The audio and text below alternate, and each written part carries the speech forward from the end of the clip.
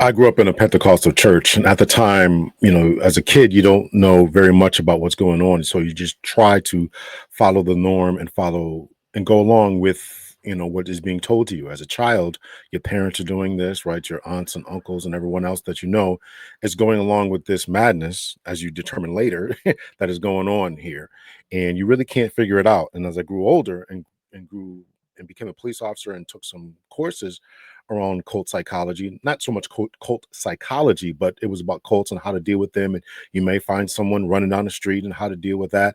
But there wasn't a real dig into the psychology of it. That's what we're going to try to do today.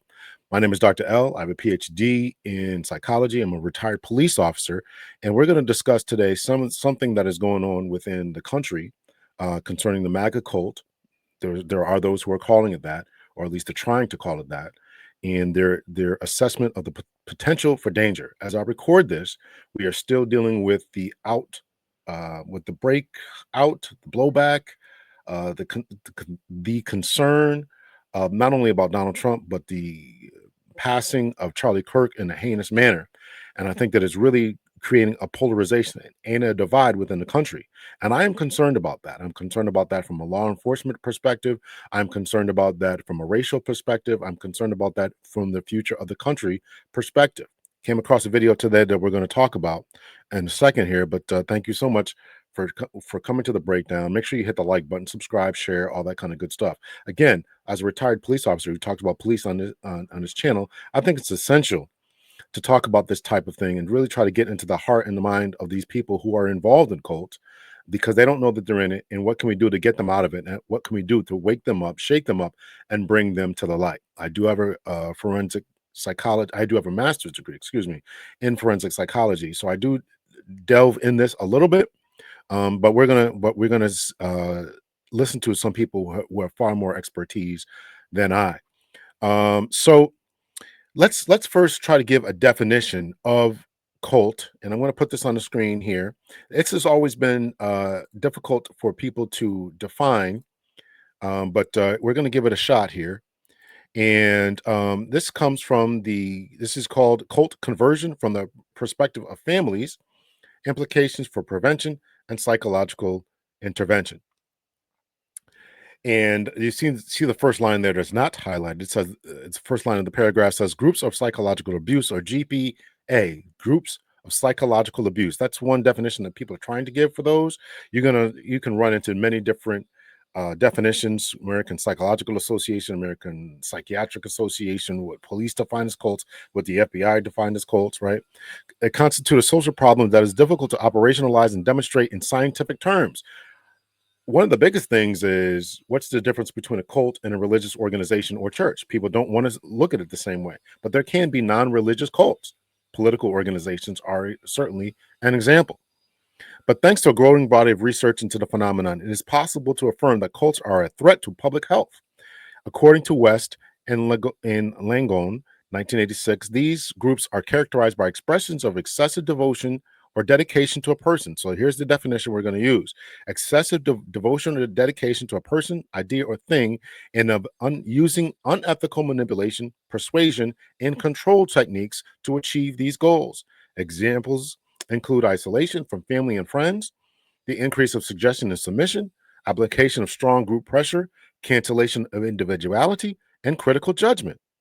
Right? You're nobody. You're nothing. Well, we're going to judge you. You can't be a part of this. You can't come to this event if you don't do exactly what we say. We're going to cancel you. Right? We're going to put you out of the organization, and we're going to ostracize you, and we're going to talk about you, and we're going to make you feel unwanted. Application of strong group pressure, cancellation of individuality, critical judgment, and total dependence on the group. These characteristics allow the group or the leader to meet their needs and objectives to the detriment of other cult members, families, and the community itself, which in turn violates people's freedom, identity, and dignity.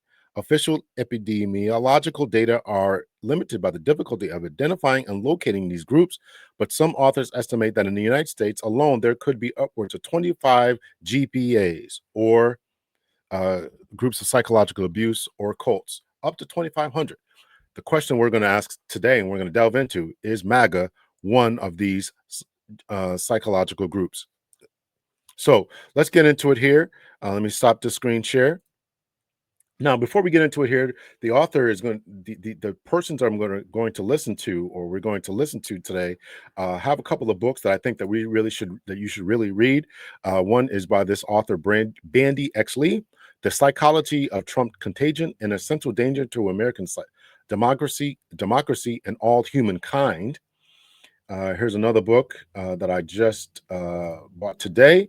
The Dangerous Case of Donald Trump. 37 psychiatrists and mental health experts assess President uh, Trump, updated and expanded with new essays. So I'm looking forward to these books to get into them here. And one of the hallmarks, when people study cults, in particular cult leaders, what they often look to is to understand, the psychological manipulation tactics and techniques that these cult leaders have. And there's always a question: do they know to do these things, or have they read a lot of history and they're just employing the same tactics and techniques that others have, or do they just know to do these tactics and techniques by divine fiat, or are they innate? This is a conversation that is had amongst the experts. How is it that in this current age and time, Trump is doing some of the same thing that the mustache man did and others have done throughout history, federalizing the police, creating a secret police force, in this case, ICE agents who don't have to wear their uh, any type of identification or or masks. How can they do this, right? We have a Congress who seems to be not very active or involved in standing up to them. And this is what the Constitution was designed to do, right? All three, in differentiating all three branches of government, right? We have three branches of government who are supposed to be performing some types of checks and balances, right? As the legislative body makes a law, the judicial branch is supposed to see whether that law is in line with what the framers of the Constitution originally decided. And in the execution of such law that has been determined, or in the absence of any type of law, can the executive branch, would be the president, or if you're in a state, your governor or mayor, uh, what is the powers that they can exhibit and exude and enforce, and is it in line with the Constitution, the United States Constitution, and or your city charter or state constitution, right? So that's more of a nuanced type of argumentation there. So that's what we're going to be exploring today. So go over there and check that out. And again, go over there and check out those books. I really think I'm looking forward to reading them. I have not read them. I can remember that there was a lot of talk under Trump one about whether he's mentally fit. I didn't really look into it at that particular time, but I'm a little bit more concerned now. So shame on me for waiting so late into the game. But better late than never, and I'm here now. All right. So also, I think during Trump one, I was probably going back to school. I was probably going back to school, so that maybe I can cut myself a little bit of slack there. So one of the biggest things that people go towards when they look towards authoritarian leaders, fascist leaders, and all that, when they want to set this up, and why people gravitate towards that, is because they feel as if everything is going down, everything is negative, everything is right. There's no hope for the future, right? Finances and the economics are a mess, right? They feel as if there's too many immigrants, and one of the biggest things that is causing my finances and why I can't. The price of eggs has gone up is because of those immigrants over there, or because of those black people over there, or there's too many women in the workforce, or all these LGBT people. There's this blame that goes around trying to negate the gains of other people, and so they have a negative outlook on life, and so therefore they look to a divine leader. Remember, the mustache man took advantage of uh, the uh, the disappointment and the disaffection that they had concerning, they being the German people, had towards their defeat in World War I. They were very upset about that, and the reparations that were demanded, that the French and the English and the Americans made them sign these different treaties and said, okay, you guys are responsible, and we're going to cripple you through finances. And then along comes the mustache man and says, oh, whoa, whoa, we're not going to do that. We're going to build up our military secretly. We're going to do what we're going to do, and then we're going to exert our power. So there's a question as to whether Trump is doing that now, in some form of that, right? So again, there is a negative outlook, right? Our times are tough. We can't, we can only do so much with a loaf of bread. We can only do so much with our finances. We're being laid off. We don't have health care. Our sons, particularly those who have come back from military service, are mentally unstable, suffering from post-traumatic stress disorder and other problems and issues.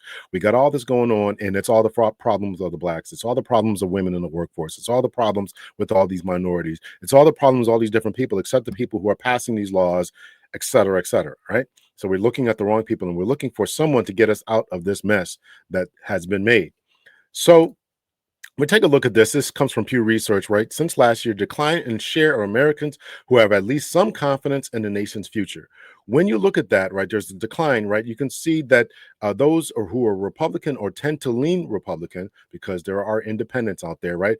If you look at that from April 2023 in the red there, 56% say yeah. um there's a decline in our nation's future, in our hope and our confidence on the future. It's not super positive or super good for the Democrats either. But this is what's going on here. A lot of people don't have a lot of confidence. I think I have a couple more charts here. Looking ahead to 2050, large share of Americans see a country in decline. The U.S. economy will be weaker, 66%. The U.S. will be less important in the world, 71% say that. The country will be more politically divided, 77%. I wonder where that's going to be concerning after this terrible tragedy concerning Charlie Kirk. The gap between the rich and the poor will grow. 81% say that. So there's a bleak future. There's a bleak future concerning what's going on here. And so people continue to look towards Donald Trump or to some charismatic figure to try to say what's going to happen with this, right? What's going to happen with our country? What's going to happen to the U.S.? More Americans now say life for people, more Americans now say for people like them is worse than it was 50 years ago, and almost everybody says that. So you can pause that and check that out. So I also don't want to just talk about Trump, but I also want to talk about just any type of charismatic figures, and I think that you all ought to be very, very mindful of that. When I instructed at our police academy for a while, and I would often talk about two very important psychological experiments. One was the Stanford prison experiment, and the other was the Stanley Milgram experiment. In both of those experiments, people were apt to follow the directions of individuals because they were an authority figure. People were very apt to, particularly Stanley Milgram experiment. I'm not going to go into details about that. I'm 12 minutes in. I don't want to get to the meat of the matter here. But uh, people are very prone to follow the directions of those who they deem to be an authoritarian figure. It's a very important concept. And when people get to have authority, as in the Stanford prison experiment, again, go read up on these. When people get to have authority, they tend to abuse it. It's a crazy phenomenon that is well known in the psychological literature. Go read about them. But I talked about those when I was training police officers or true new police officers. Don't follow the directions, and I would tell them, don't follow directions of illegal orders.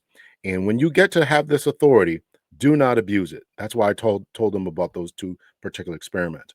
We in the past few weeks, there's been a couple of individuals in particular, or at least three that I can think of, who have uh, come to be known as frauds, fakes. Uh, I'm not saying that they are, this is all alleged, but I talked about this on my other channel, and it's called "Exposing the Internet's Gurus: How They Fake Their Success."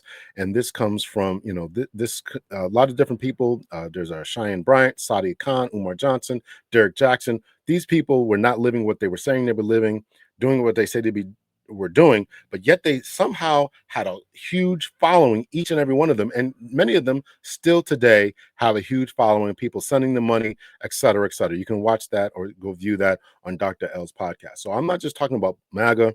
I'm not just talking about religious persons in church. I'm not just talking about any of that, but I'm talking about people who just are in this place of looking for something greater, and they just tend to fall for the okey doke, if you will. So let me put one more thing on the screen here before we get to the main thing here. And this is what happens when you have a captive audience, when you have a cult like leader. I'm not saying that they are a cult, according to the definition that we read.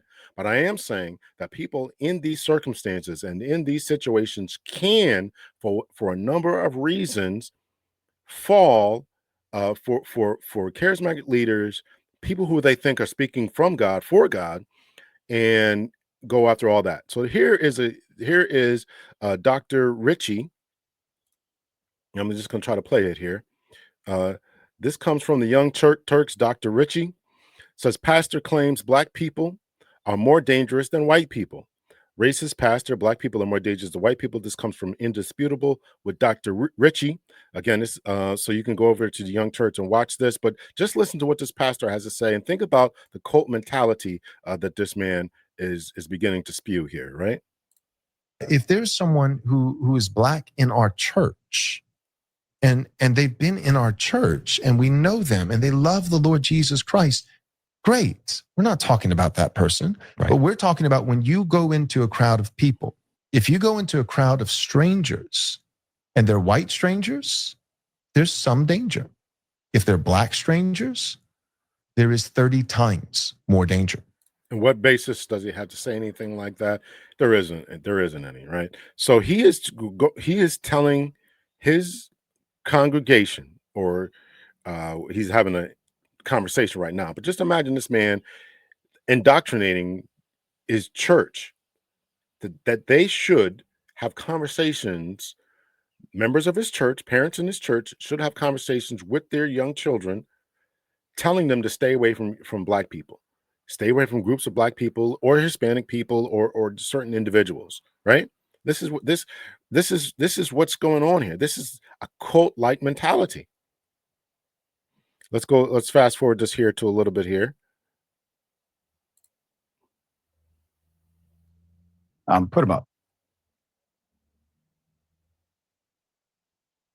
Far right Christian nationalist pastor Joel Webbon says black people are 30 times more dangerous than white people.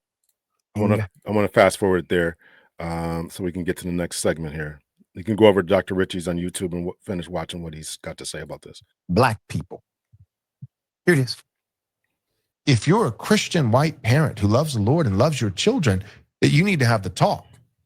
The talk that we're referencing is the talk that takes your children according to their maturity at the proper time, the appropriate time, and says, there are certain parts of town that you cannot go. And there are certain people that you cannot be around.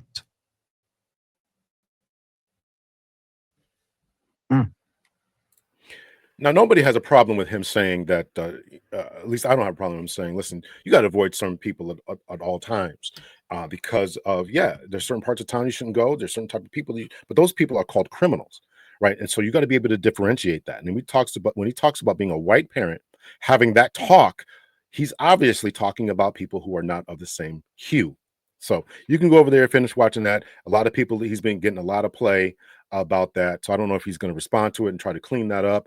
But this is this is the psychological damage. This is the psychological training that goes on with a lot of times. So I just want to kind of emphasize that. So we're going to take this down here, and we're going to put on the screen here something that I came across today, talking about MAGA and whether it's dangerous or not. And this is called Dangerous, Unstable, Authoritarian. Experts sound the alarm on Trump. And this is a lady, Bandy X. Lee, MD, and Stephen Hassan, PhD. One is a cult expert, and the other one is a social psychiatrist. And I had on my other channel, Dr. L's podcast, I had on there a social psychologist, and she talked about how she worked with people to try to convince them about how to do certain things. And I teased her about, okay, so you're one of those who work with the CIA to mind alter people and to get people to buy things and to get people to go to certain places unknowingly and unwittingly. So that's what she did as a social psychologist. Social psychiatrist does the same thing. Now you can watch the a little bit of the same things, obviously a little bit different, her being an MD. So, but she looks for danger. and she wrote the book here. She's part of the book here. The Dangerous Case of Donald Trump. 37 psychiatrists and mental health experts assess President Trump, updated and expanded on new essays. Right. So that's her work. She didn't do. Oh, she did this one as well. The Psychology of Trump Contagion: An Essential Danger to American Democracy and All Humankind. Right. Why is it that this man continues to foster and be someone who people look up to? And I just think that there is a talk about a social contagion. I think a lot of it has to do with racism. I think a lot of it has to do with um, uh, I think a lot of it has to do with racism, and I think a lot of it has to do with uncertainty towards the future. I've rambled for 20 minutes now. Let's get into it. So I'm going to fast forward. It's almost halfway through, but I thought that the end of this is what was really important here. So we're going to listen to these two individuals. I'm going to speed it up to 1.25. Here we go. You're an expert in social psychiatry, how the mind works, how people influence each other.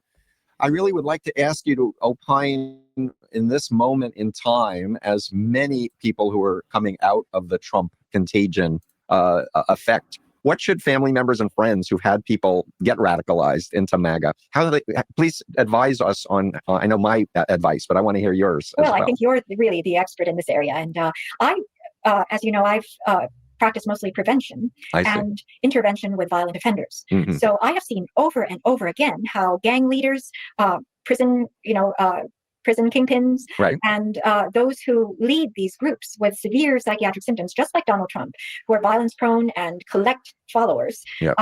Once they are removed from their position of influence, removed from contact, then all the followers usually return to their baseline state of functioning, which is usually healthier than the leader. Yes, for sure. And it's often dramatic. Yes. Think about what she just said there. So people who are followers of these individuals, whether they're gang leaders, whether they are, religious individuals, whoever they are, once you take the leader away, then they will reset back to their original functioning, right? That's an incredible concept, right? You take someone out of these environments, take them away from these people, then they can get their mind clear. But what is it about the human psyche that allows people to be so enamored by persons with persuasive speech, by persons who, by different manipulation tactics? And again, it's not clear as to these people, how these people access or exhibit these things. Are they learned? Are they learned? Or are they just innate? Some people are just naturally more manipulative than others. It's called a phenomenon of shared psychosis in psychiatry, or induced delusions. They changed it for DSM-5, but many don't trust the DSM-5 as much as DSM-4, which was less affected by the pharmaceutical And that's industry. that's a document of the American Psychiatric Association, and they have committees, and it's political too, where they're voting It's on. become highly political, and the DSM-5 is often said to be worse than the version it was supposed to have improved upon. Yeah. So I go by DSM-4. So it's called shared psychosis. Mhm. It's more a phenomenon than a personal diagnosis, because it happens when there is a dominant figure with severe mental symptoms who either recruits or isolates followers from other gangs or Yes. other environments where they could gain broader information. Yes. And then these followers come to take on the exact same psychiatric symptoms as the leader. Yep. In fact, their syndrome looks identical. If the leader has schizophrenia and has bizarre delusions that there are aliens from outer space beaming thoughts into their heads, they will still believe it, even previously normal individuals. Think about that. So I grew up in a Pentecostal church, and I know that people are going to get on to me about this. This lady has a mastery in divinity. She is a believer. She's going to say that at the end. So she's not talking about, and she's talking about, and I'm making a differentiation between those with spiritual leanings, which I get, versus religious training, religious indoctrination. Again, being in the Pentecostal tradition, people would speak in tongues, right? But we know through psychological training that this can be done. There's phenomenons. They can manipulate people's brains, and they can put on these different helmets and stimulate these different parts of the brains and all this kind of stuff. And they would all engage in glossolalia, aka speaking in tongues, having visions, and all this type of stuff, right? It's not exclusive to Pentecostalism, right? Those of other traditions, faith traditions, also experience some type of heightened state of being, some type of heightened spirituality, call it what you want, and all that. So I'm not critiquing spirituality or faith or telling you to stop your faith in God or anything like that. What I am saying is you have to be careful of religious leaders who claim to speak for God and therefore have you doing things that are out of character. But the problem is we don't know that they're out of character until you come out of that. And it's like, how could I have been so silly to do that? Again, growing up in the church that I grew up in, we took a number of different offerings. I remember one time, and this really caused me to start questioning things, where the pastors or the preachers were asking for more money. And you have all these different offerings and stuff, right? The pastors are asking for more money. And I saw this one guy taking off his gold watch. I'm like, come on, what are we doing here, right? Those in the audience said, no, listen, don't do that. But he was under this type of spell and delusion. Dynamic is incredibly important to understand, because there is a point where the followers, no matter how healthy and no matter how rational they were prior to this level of exposure and pressure on the part of the dominant individual, they will take on all manner of bizarre delusions. Yeah. So when we hospitalize the leader of the group, when we separate them, arrest them, or separate them in prison, then it's important to know that the followers return to their normal state of being for the most part. Some of them are harder to convert, but if I can add, I just finished a fascinating book by a UPenn neuroscientist named Emily Falk on a book called What We Value. And she's doing a lot of functional MRI research. And she talks about documenting the fact that our brains will entrain to the people, or even online, our brains will sync, because we're growth organisms. We adapt to our environments, and so absolutely, it's so important. We are social animals. We are we mirror each other. There are mirror neurons that give us the exact same experience as the person we're observing. We imitate each other. We reflect each other. We're interconnected. Yes, far more than what the individually oriented psychiatrist would say, or the pharmaceutical industry connected psychiatrist would say. We, all our psychology is biopsychosocial. And I use that term too, biopsychosocial. People need to understand we're not individuals, we're not islands, we're not rational, we're really emotional, social beings. And you have to look at the system, not just what's happening within the person as well. And you're doing a Substack. I've started a Substack. We're trying to gain an audience. I want to just talk a little bit about that concerning the biosocial settings that they talked about. And sometimes, these people will be saying things. And again, I mentioned this. I alluded to it on the previous episode that I did about the internet gurus, or at least I'm going to say it now, that sometimes, these people can, they seem to say things that resonate with you, right? I was going through, preachers do this all the time, right? These things resonate with you, and they go and they use these speech patterns and techniques, and you think that these people are reading your mail, and they must know my life, and I'm following them, and I resonate with them, and I'm mirroring with you, and I move my head to the side, you move your head to the side. These are all different psychological techniques that sometimes even detectives will use in order to get someone to feel comfortable with them when they speak, right? Got to bring the police stuff in there. So these are all things you got to watch out for, and really be on the lookout for. And again, one of the biggest things that can help you to defeat this type of indoctrination is to stay around trusted family friends from childhood. People, again, they try to isolate you from those types of people, because when you're isolated, you're more vulnerable psychologically. Of other mental health professionals who can go on, but also the general public. Because what I see, and I think you agree, because I've been listening to some of your interviews, we need to do a bottom-up movement, because we can't trust the authorities, because it's been co-opted through money and political machinations. We need to start. Speaking of not being able to trust authorities, right? There's a lot of skepticism concerning the investigation of Charlie Kirk. Why? Because we can't trust anything that is going on. I don't know if he's going to say it here, but we know under Trump 1, probably now into Trump 2. I don't even know if they're fact checking him anymore to that level. But in his first administration, he told over 40,000 lies. 40,000 lies. So now we have this investigation that's going on. They're promising transparency. I was going to play something from Fox News. I said it would make this video too long, but you have Kash Patel, leader of the FBI, talking about, you're going to be transparent and this and that and this and that. But there's so many questions out here. Like where we saw the man jump off the roof. if you watch the videos, we saw the man who jumped off the roof. How did he get down? Right? Where was the gun at when he's jumping off the roof and walking through the parking lot to get to his car? Where was the firearm? Was it wrapped underneath this towel or whatever?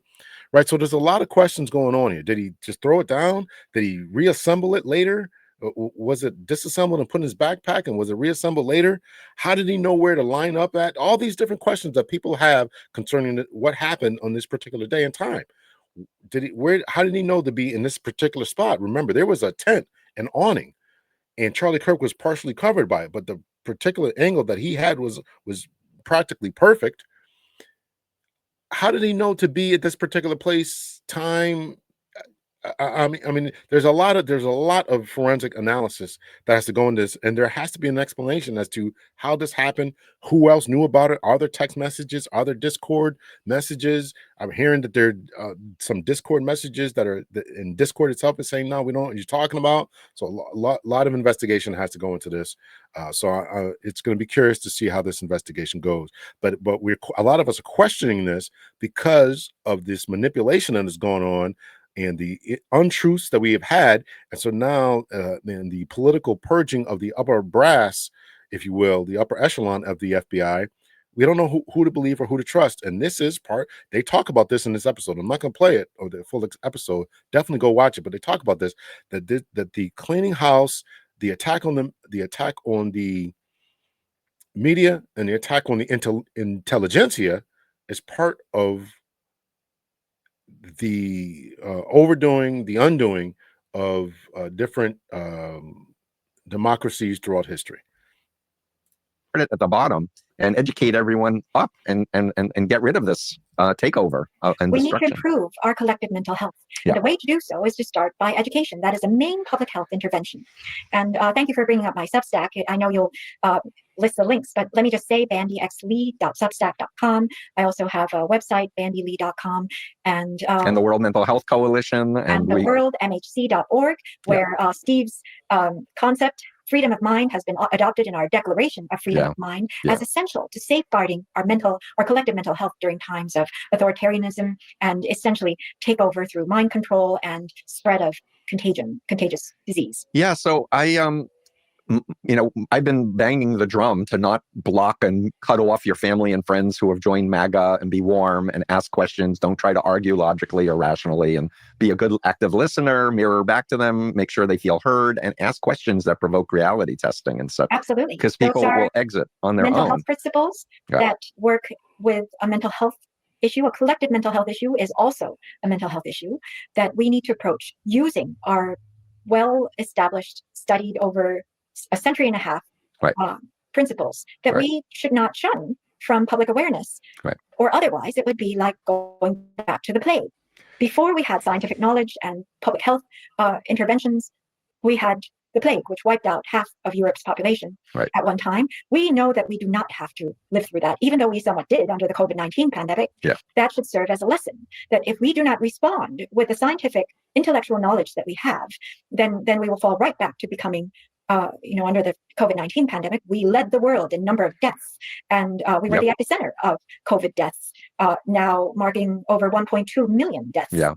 And the disinformation continues with RFK Jr. attacking vaccinations. This time it will be 10 to 20 million deaths if we had another pandemic. And they don't that would be an underestimate, without even counting all the world wars, the risk of world war, all the international wars that have been stoked and further instigated by Donald Trump. He said he was ending endless wars, but of course we predicted he would begin unending wars with his presidencies. And people will be able to read in The Psychology of Trump Contagion how I attribute to him even the Russian war against Ukraine and the Israeli response to Hamas in Palestine, the genocide that is occurring in Palestine, could be traced back to Donald Trump's psychology that he has spread throughout the world and is continuing to influence. And I haven't read these books yet, so I can't validate what she's saying here. But I'm anxious to get to them, to read through them, because if they predicted this, and these 37 psychiatrists predicted these particular problems, then that and again, in this episode, I highly recommend you guys go watch the full extent of it. She said that they predicted it, they knew it was going to happen, and if they couldn't stop them through mental health, through the Article 25 or the 25th Amendment, if you couldn't do that and through those impeachment proceedings, then nothing was ever going to stop them. And it seems as if that's the case with what's going on with Russia, what's going on with China, what's going on with Hamas, what's going on now with Venezuela. I mean, even bombings of Ethiopia that are still going on. You know, what is going on here with our situation? And we seem not to be engaged. Of course, you know, some of this, you know, the Kirk situation is unfortunate, but we can't take our eyes off of the prize and off the problem. And that is whether this man is, and again, it's not just him, but it's how come everyone around him. This is the problem. How come everyone else around him, be it Congress, be it his officials, members of his cabinet, aren't doing more to stop this craziness? Out on a limb in 2019 when the cult of Trump came out, and I said Russia was the puppet master of Donald Trump, and then Bill Barr lied about the results of the Mueller investigation and said there was no Russian involvement. And there's overwhelming evidence, and just recently this last meeting was just one more validation that Yes. Putin grew up in an authoritarian political cult called the Soviet Union, became a KGB agent, and the US helped to take the Soviet Union down. And he's been on a war in recruiting Christian nationalists and dominionists and Opus Dei and all these other factions, libertarians and the tech, you know, billionaires to take down the United States. And Yes. so I really see Trump as an agent of Putin and not just Well, we don't have to have adjacent. evidence of compromise or anything else as mental health experts to know that Donald Trump is Vladimir Putin's pawn psychologically. That was when the Mueller's report was the basis on which the top mental health experts of the country came together and did a mental fitness evaluation of I Donald see. Trump. We used all the standardized criteria and the using the highest quality information we could have, that is collateral reports under sworn testimony, and came up with the conclusion that he was mentally unfit in all categories, well, all criteria for mental unfitness were met, and that he was dangerous to the country and absolutely influenceable by Just give him money or stoke his ego and make him believe that people will love him. Whatever you wish. Yeah, it's so formulaic. So I'm going to leave it off right there. Go over there and watch the rest of that. I think I made this long enough and think I proved my point here. So listen, one thing that is abundantly clear, I'm going to leave it off with something they said here, is that you have to, when you're talking to people like this, you can't talk them out of the delusion. Yelling at them, isolating them is not going to work. What you have to do to get people out of their whatever delusion is, whether it's religious, whether it's religious delusion or political delusion or cult-like behaviors, cult-like settings, is you have to create an empathetic environment. Listen to what they have to say. Ask probing questions that will make them critically think about what their situation, and throwing stones, isolating them, refusing to be around them, refusing to invite them to certain events is not going to work. So you really want to help people, you have to take what they have to say. So go over there and watch the full extent of the video. I made this long enough. It was a great interview, I thought. So I'm actually probably going to reach out to both of these, see if I can get them onto the podcast to continue this conversation. I think it's vital and vitally important that we talk about this, especially going forward with what I foresee as a problem and what we can do to forestall or negate that problem, especially after the Kirk assassination, and where we go as a country, not only politically, but racially. It's really a shame. And if we got preachers like I showed here talking like this, that's going to create, again, another type of mental block, mental wall erection in people's minds. And they're not going to, it's going to be harder to talk to them instead of with them. So let me know your thoughts, your opinions. Hit me in the comment section. Until next time, much love and peace.